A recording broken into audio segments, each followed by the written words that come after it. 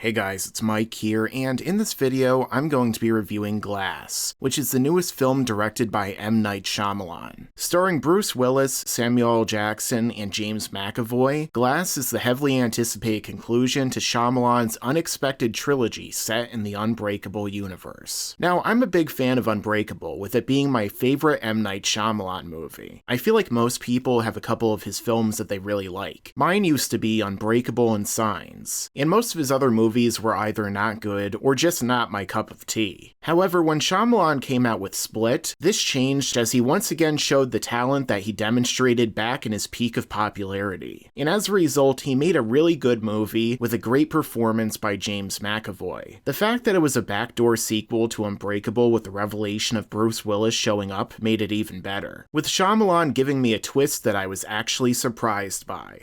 What a twist! So with that being said, Glass had some decent expectations to live up to as the finale of this trilogy. But did it do that? Well, in this video, I'm going to discuss that. Make sure to subscribe to this channel and enable notifications so you could see all of my content right away when it comes out.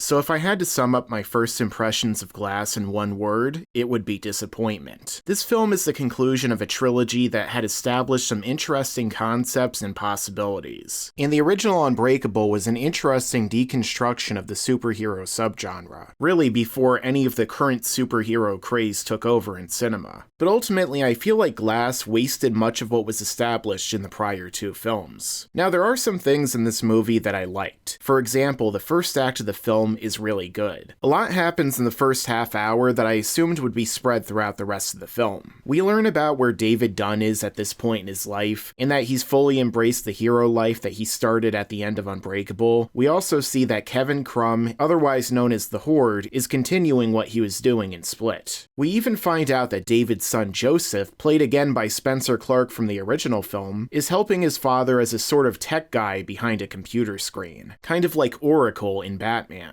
However, the confrontation comes much sooner in this film than you would expect. And then from there, we get into the second act of the film in the insane asylum, which is largely what's shown in the trailers, which is likely because the majority of the film takes place there. But the story of what happens throughout this part, where a doctor played by Sarah Paulson tries to convince the characters that they're suffering from a delusion, really drags down the film. It's also something the film tries to get the audience to buy into, but if you've seen the prior two movies and even the trailers for this one, it's not particularly convincing. If anything, it kind of feels like a retread of what we had already seen and these characters had kind of moved on from in Unbreakable. And a lot of the logic behind what's happening is also kind of head-scratching. You're wondering why characters don't do this or that to get out of their situation, or about the things that must have happened in David, Kevin, and Elijah's past between Unbreakable, Split, and now that would make them never question their beliefs. And the fact that they're basically stuck in one location during this and unable to do much at all makes this part of the film really drag. Some of it feels like it's just there to pad the runtime. Now, Unbreakable wasn't fast-paced, but what was happening during its runtime was a lot more interesting and well-crafted. Then, by the time that things start to ramp up again and the third act begins, the movie seems ready to have an awesome conclusion, but instead it ends up being pretty anticlimactic. What's set up doesn't pan out, and all of it's really unsatisfying. Naturally, Shyamalan throws some twists in there toward the end of this movie, and there's actually a few of them. However, they're undercut by poor writing and execution, and they're not exactly up there with Shyamalan's better twists. Now, the performances in this film are really good, especially from James McAvoy. A lot of the film is spent on him going through his various personalities. He was a highlight here just as he was in Split. Samuel L. Jackson is also good as Mr. Glass, the evil mastermind, when he actually gets to do something, but he spends most of the film essentially catatonic. Bruce Willis was also decent in the scenes that he was in, but he wasn't in the film as much as you would expect. Maybe that comes down to the budget considering it is Bruce Willis, but it's still a disappointing aspect of the film. After all, it's supposed to be a sequel to Unbreakable just as much as Split. The other actors give good performances here too, but regardless, it's the script that they were given and how their characters are used in the film that's the problem here. They could have done so much more with this film and these characters. It seemed like they might be going in that direction toward the end. but they never really reached that destination. So overall, Glass is a disappointing, messy conclusion to the Unbreakable trilogy. It went in an unsatisfactory direction, and the conclusion was largely anticlimactic. I don't think I'd say it's a bad movie necessarily, because it has some strong performances and an interesting setup, but it's certainly a letdown. This was one of my most anticipated movies of 2019, and something that could have helped redeem Shyamalan as a filmmaker in the eyes of audiences. But instead, it ended up being a huge waste of potential. I'm going to give Glass a 6 out of 10.